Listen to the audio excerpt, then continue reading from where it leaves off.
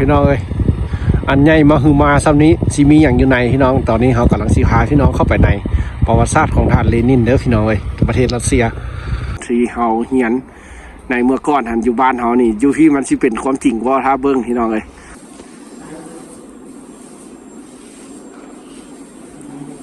ฝากพี่น้องรัสเซียเด้อเข้ามาจังเห็นพี่น้องเลยโซกบดีบได้เห็นเด้อพี่น้องมือเขาแปะใส่เลื่อนไปเลื่อนมาแล้วนี่ป้อสงครามฤดูหนาวปาดสามก๊กพี่น้องสมัยก่อนพี่น้องอันนี้นะสมัยก่อนสมัยตะกี้พี่น้องประวัติศาสตร์รัสเซียเอาสบายดีพี่น้องเด้อที่ติดตามซองชีวิตของเราอยู่รัสเซียพี่น้องเลยในเมืองที่อากาศหนาวเย็นแบบนี้เดือน3วันที่8เดือน3พี่น้องเลยมื้อนี้มีโอกาสดีๆเขาสิพาพี่น้องทางบ้านไปย่างลิ้นหอพิพิธภัณฑ์รัสเซียพี่น้องเลยพี่เพิ่นสิเอาเมียงเข้าไว้ไหนหันยังบ่ฮู้มื้อนี้เขาสิพาพี่น้องไปเบิ่งในอากาศหนาวๆสิพี่น้องเลยเดือน3เด้อเมืองนี่พี่น้องเลยของรัสเซียแคนไซบีเรียเมืองแรกพี่น้องเลยตอนนี้เขากำลังย่างพี่น้องสิพาไปเพราะว่าคลิปนี้เขาเคยว่าเขาสิพาพี่น้องไปละตอนนี้ก็ถือว่าฮอดมือฮอดเวลามันพี่น้องเลยเดี๋ยวเขาสิพาพี่น้องเข้าไปเบิ่งในหอพิพิธภัณฑ์รัสเซียสิเป็นหอพิพิธภัณฑ์แบบที่อาจารย์เพิ่นเคยแนะนำให้เราคือว่าเพิ่นสิพามาเบิ่งพี่น้องเลยเอาตอนนี้เขากำลังย่างลงรถเมล์มาพี่น้องเลยสิพาไปเงื่อไปฮอดแล้วเขาสิถ่ายให้พี่น้องเบิ่งอีกว่าเป็นจังไดอากาศกาแมนยังเป็นจังซี่แหละพี่น้องยูรัสเซียเดือน3พี่น้องเลยท้องฟ้าเมืองหนาวประเทศรัสเซียอันแท้จริงได้พี่น้องเลยสำหรับเฮาอยู่ดิพี่น้องเลยถ้าผู้ใดที่ตามเฮาก็สิเห็นมาหลายคลิปแล้วพี่น้องยังคงหนาวแห้งพี่น้องรัสเซียในช่วงนี้เดือน3วันที่8เด้อพี่น้องเลย2026ในรัสเซียมื้อนี้เดี๋ยวจะน้อยเฮาสิถ่ายเอาวิวอยู่นี่น้อยนึงพี่น้องเลยเดี๋ยวฮอดมวงเข้าไปลาสีหาพี่น้องเข้าไปเบิ่งว่าอยู่ไหนสิเป็นจังไดพี่น้องเอ้ยก่อนอื่นก็ขอบใจพี่น้องที่ตามเฮาอยู่รัสเซียเด้อพี่น้องเอ้ยในช่วงนี้พี่น้องเอ้ยนี่แหละบ้านเมืองเพิ่นพี่น้องเอ้ยในช่วงนี้ยังหนาวแฮงได้พี่น้องรัสเซียนะตัวอากาศนี่ยังติดลบแฮงพี่น้องเอ้ยอยู่รัสเซียเอาเป็นจังไดจะค่อยเข้าไปเบิ่งพี่น้องเอ้ยเฮาสิถ่ายให้เบิ่งเด้อนี่พี่น้องอันนี้ก็จะเป็นหูปั้นแล้วนี่โอ้ผู้สาวตัวขนาดไปไหมฮะ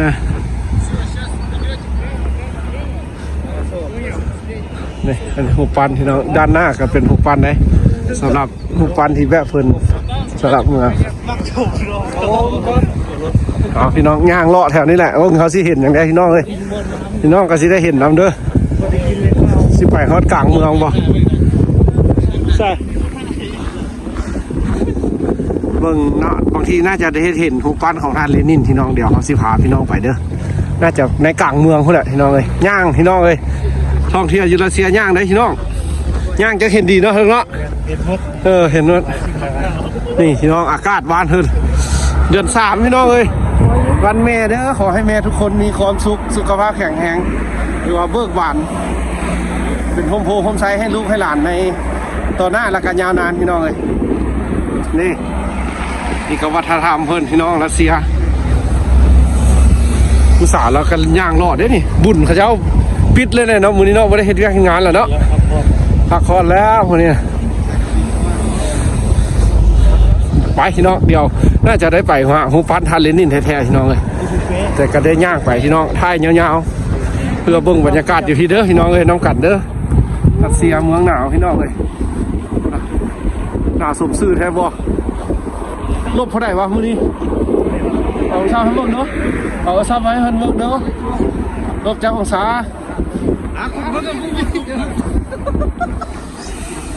เบิ่งพี่น้องสิเอาโทรศัพท์มาเบิ่งว่าสิลบจากองศามื้อนี้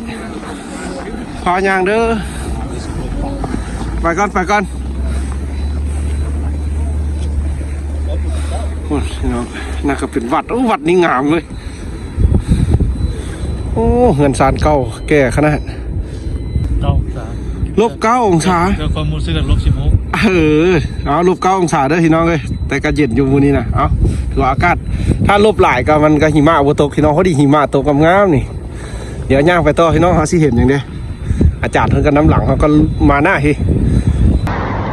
เอาพี่น้องตอนนี้พวกเขากำลังย่างพี่น้องเลยเพราะว่ามาน้ำกันหลายคนนะพี่น้อง18 คนเพราะว่าเป็นปีเฮียนของเขาพี่น้องสำหรับมีแต่คนลาวน้ำกันนี่มาเฮียนอยู่นี่พี่น้องเลยอันนี้ก็มู่กำลังย่างไปแล้วเขาก็ถ่ายคลิปไปตามหลังพี่น้องเลยคือว่าเมืองบ้านเพิ่นก็เป็นเรื่องเก่าแก่ที่ไหนพี่น้องรัสเซียนะพี่น้องเลยเพิ่นรักษาวัตถุโบราณแท้ๆได้พี่น้องรัสเซียนะนี่เดี๋ยวมื้อนี้พี่น้องสิได้เห็นรูปปั้นท่านเลนินนำกันเด้อพี่น้องเลยเดี๋ยวก็สิได้เห็นว่าบุคคลสำคัญของรัสเซียในสมัยก่อนพี่น้องเลยสมัยโซเวียตพุ่นแหละเอาแล้วเป็นจังไดเดี๋ยวเขาสิถ่ายเบิ่งว่าสิเป็นจังไดในเมืองนี้รูปปั้นของเพิ่นย่างพี่น้องนำกันเดินถือว่าหนาวๆสิแหละพี่น้องอากาศนะเขาก็ว้าวได้ ปากก็แข็งแล้วนี่พี่น้องเลยนี่เงินซานวานเพิ่นก็เก่าแก่กันนี่เลยพี่น้องเลยคนรัสเซียกันย่างเล่นย่างหัวแบบนี้แหละสำหรับเมืองบ้านเพิ่นคักเลยพี่น้องเลยรัสเซียเข้ามาเที่ยวมาท่องเที่ยวนี่กะคักพี่น้องเลยคักแท้เขายอมรับว่าคักเพราะว่ามันมีหลากหลายสิ่งหลายอย่างเงินซานมีแต่หลังเก่าๆแบบนี้นะพี่น้องเพิ่นจะอนุรักษ์แบบนี้นะพี่น้องคักเลยน่าครับเป็นบ้านเขาก็ชิเมนแบบหลวงพระบางเลยพี่น้องเอาย่างน้ำกัดพี่น้องไปต่อยังยาวไก่อยู่หรอกประมาณ2 ลักคนในย่างเอาพี่น้องนี่ก็ย่างมาต้นตื้อแล้วพี่น้องเลยมาฮอดทีละใกล้ชิฮอดอันผู้ปั้นของเพิ่นละท่านเลนินเด้อเดี๋ยวจะน้อยทางหน้านี่แหละพี่น้องโบไก่ประมาณอีกอยู่500 เมตรนี่แหละตอนนี้กระท่าข้ามไฟแดงพี่น้องเลยคือว่าเฮาซีคอยถ่ายให้พี่น้องเบิ่งว่าบรรยากาศรัสเซียแล้วก็เป็นมื้อนี้พี่น้องวันที่8 เดือน 3ว่าเพิ่นสิพาเฮาไปเที่ยวไสแดนแล้วก็เฮาสิได้เห็นหยังแน่ของสำคัญของรัสเซียนะพี่น้องเฮาสิได้เห็นหยังเฮาสิฮู้จักหยังแน่วันนี้ถ้าเบิ่งบ้านเพิ่นเมืองรัสเซียนะพี่น้องนี่แหละรัสเซียพี่น้องเอ้ยรัสเซียอันแท้จริงนะพี่น้องอากาศหนาวๆสิแหละผู้คนเท่ากันจังสิแหละมื้อนี้ถือว่าเป็นมื้อฮักของรัสเซียพี่น้องเอ้ยวันฮักคอนหรือว่าเป็นการท่องเที่ยวย่างเล่นย่างเที่ยวของคนในเมืองพี่น้องเลยสำหรับเมืองนี้เด้อเดี๋ยวเขาสิพาพี่น้องไปเบิ่งว่ารูปปั้นของท่านเลนินพี่น้องเลยที่หลายคนก็น่าจะเห็นแล้วก็เพื่อว่าเป็นบุคคลที่สำคัญได้พี่น้องเลยคนท่านเลนินกากมากเลนินเนาะเพราะผู้ใดฮู้ก็สิเป็นประวัติศาสตร์ที่ยาวนานพี่น้องเลยของรัสเซียเดี๋ยวถ้าได้เข้าไปในอีกกะซีแห้งสิคักพี่น้องเดี๋ยวติดตามเบิ่งว่าเขาสิได้เห็นอย่างเด้ในรัสเซียเด้อสำหรับเมืองนี้อยู่แคนไซบีเรียเมืองแรกของประเทศรัสเซียพี่น้องเอ้ยเมืองแรกของแคนไซบีเรียสำหรับเมืองนี้พี่น้องนี่อยู่บรรยากาศกับป้าหน้าหนาวสิแล้วแบบคักแห้งพี่น้องเอ้ยเขาก็มักแห้งได้ก็ได้มาย่างสิถ้าเป็นอากาศหิมะบุลงนี่สวรรค์หนาวพี่น้องเอ้ยเอาถ้าผู้ใดเข้ามาท่องเที่ยวก็ถือว่าคักพี่น้องเลยในช่วงนี้นะฤดูหนาวมาเบิ่งหิมะบ้านเฮิรนว่าบ้านเฮามันร้อนเด้พอมาอยู่บ้านเฮิรนแล้วว่าหนาวสินะมาแลกเปลี่ยนความรู้สึกน้ำกันพี่น้องเลยตัวเฮือนซานก็คือเห็นนี่แหละพี่น้องเท่เขตกลางใจเมืองที่เฮือนกาเซียเป็นเฮือนเก่าพี่น้องเขาว่ารักษาไว้พี่น้องเลยเป็นแบบตึกเก่าๆน่าจะสมัยก่อนเท่าไหร่พี่น้องเลยคือว่าเส้นทางนี้มันเส้นทางของท่านเลนินพี่น้องเลยถนนเส้นทางท่านเลนินผู้ปั้นเธอก็อยู่ข้างหน้าเนี่ยเดี๋ยวไปเบิ่งน้ำกันพี่น้องเลย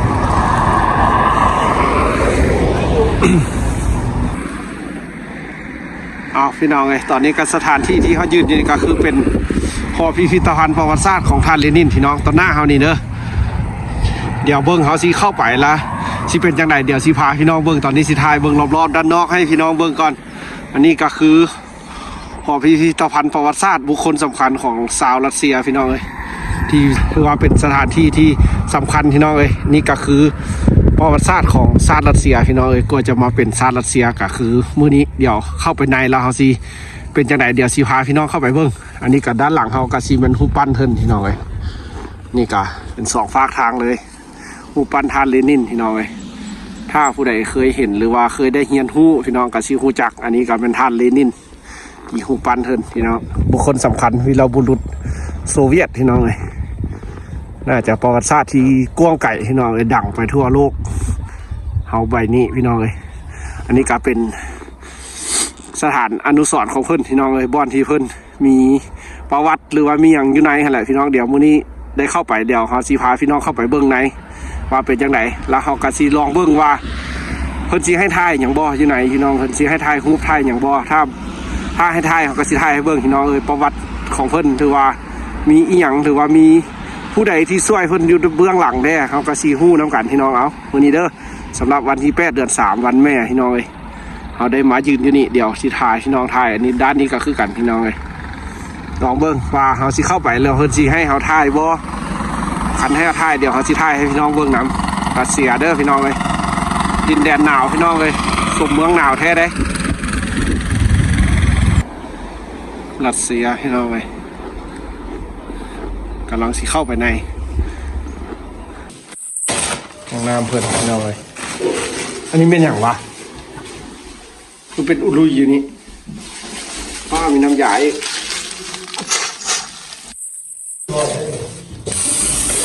โถหักเว้ยมือแปะเสนาจากโดดป้าเลื่อมขนาดเนาะหักรัสเซียจอกจินแล้วกระทิมพร้อมเลยนี่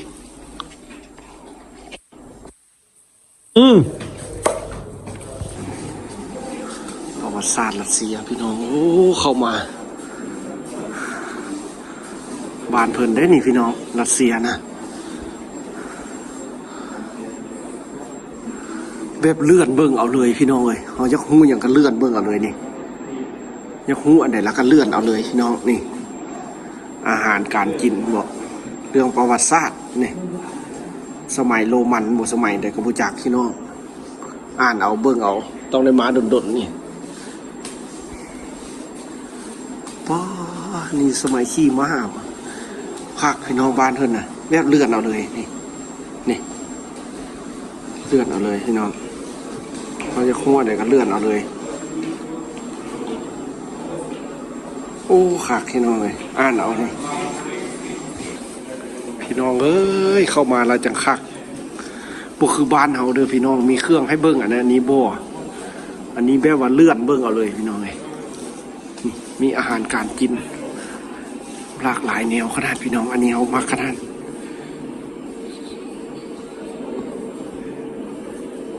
เลื่อนเบิ่งเอาเลยนะพี่น้องอ่านเบิ่งเลยว่าแม่นหยังสมัยนั้นสมัยนี้บอกไงบอกโถเลยพี่น้องเลยย่างคุ้ยบนในมือนี่นะเสียหน่อยเกี่ยวแต่กับประวัติศาสตร์อย่างเดียวกับศาสนาพี่น้องเลย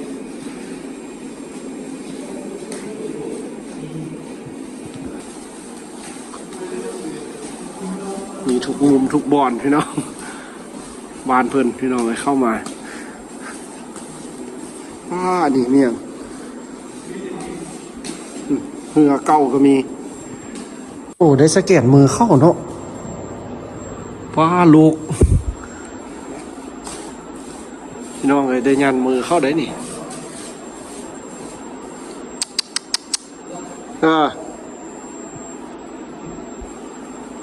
รัสเซียพี่น้อง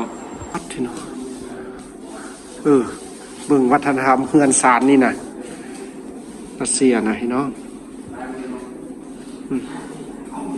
ศาสนาคริสต์ได้นี่พี่น้องคริสเตียนศาสตร์ที่เก่าแก่แท้ๆพี่น้องบ้านเพิ่น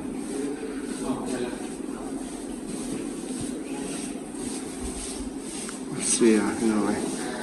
มักอ่านมักอย่างกับมาเลื่อนเบิ่งเอาพี่น้องนี่แม่นยังนก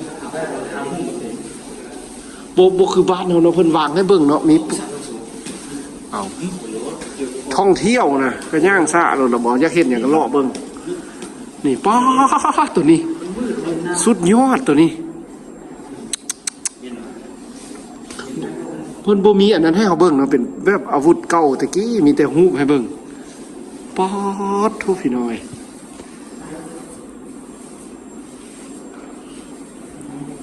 ฝากพี่น้องรัสเซียเด้อเข้ามาจังเห็นพี่น้องเลยโซกบ่ดีบ่ได้เห็นเด้อพี่น้องถ้าพี่น้องเข้ามารับชมฝากเป็นกำลังใจเด้อพี่น้องแชร์คลิปนี้ไปให้พี่น้องทางบ้านได้รับชมนำเด้อวัฒนธรรมรัสเซียดิเขาอยากเห็นอย่างนั้นเลื่อนเอาเลยพี่น้องโบยนี่ สุดๆเลยพี่น้องเลยพอตัวนี้แม่นอย่างนี้มานี่สมัยเดตะกี้หันปีเขาได้หันอิสโตเลียรัสเซีย1,000 สงครามสมัยปี 1558 1,558เขาเกิดแล้ววะนี่ ยังอีกโดด ป้อมันจะกี่เส้นกี่ซาดพี่น้องตั้งแต่1,500พูดเอ้ยพูดอ่ะแต่ละปีเพิ่นบอกเบอร์ได้นี่1,558หา1,083พี่น้องรุ่นไหนของรุ่นไหนพี่น้องเอ้ยต้องได้อ่านโดนๆแหละจังสิฮู้พี่น้องอิสโตเรียประวัติศาสตร์เด้อพี่น้องอันนี้เป็นเกี่ยวกับประวัติศาสตร์เลยตัวนี้นะนี่เขาจะฮู้อย่างเขายันเอาเลยพี่น้องมือเขาแปะใส่เลื่อนไปเลื่อนมาแล้วนี่ป้อสงครามฤดูหนาวปาด3ก๊กพี่น้อง สงครามซะป้ามาหุ่นใส่มาสู้กันตะกี้ปันสุดเลยพี่น้องเลยนี่พี่น้องบักง่ายเลยไปเอาไปบอกเบื้องลายกันโดดได้นี่นะพี่น้องเลยสมัยก่อนพี่น้องอันนี้นะสมัยก่อนสมัยตะกี้พี่น้องประวัติศาสตร์รัสเซียผ่านเข้ามาในจักรวาล แห้งคักเข้าไปในพี่น่ะแห้งคักตัวนี้เป็นปืนเลยมาตัวนี้นะจอดน้อยรัสเซียนะในฤดูแล้งเลยนี่นะ